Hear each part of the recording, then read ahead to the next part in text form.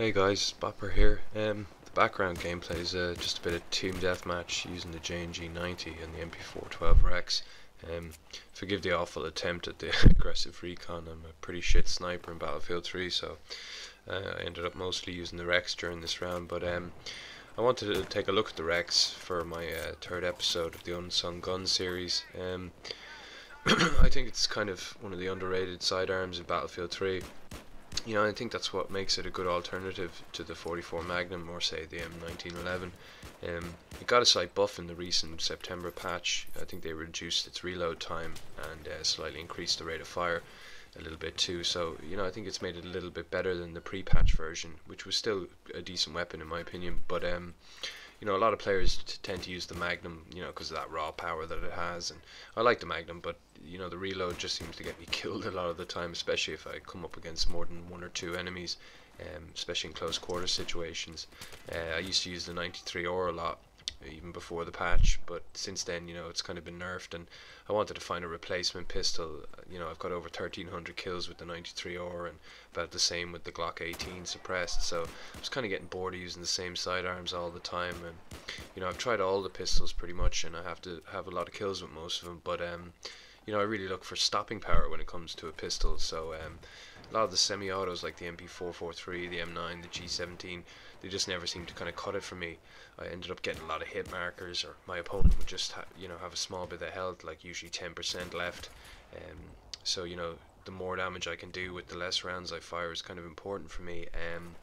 I used to love the 1911 in Bad Company 2, and the Battlefield 3 version is much better since the latest patch. I think it got a buff in its damage and stuff like that, but it's a much more viable option to choose because it kind of fits between the 44 and the Rex, but I still struggle with it for some reason, and I can't really find it as a solid pistol for me.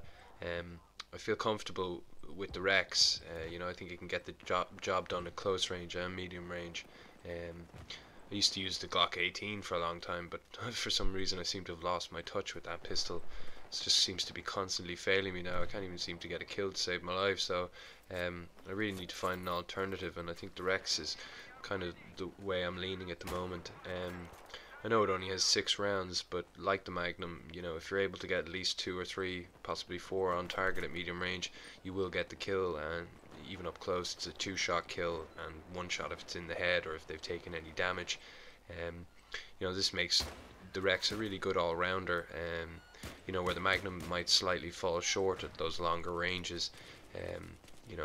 Its rate of fire has been increased, so you can deal that damage quickly, but I find just spamming the fire button on the Rex is not really advised for longer range.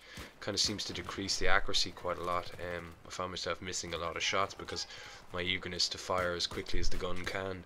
I kind of suggest waiting a split second for that vertical recoil to kind of settle back down before you take another shot, because the barrel as you fire it seems to block your target as it kicks up, and I think when you're hitting your target, you think you're hitting your target, but you only find you've missed 2 or 3 shots out of the 6, and then if you're suppressed, it makes getting the kill even harder.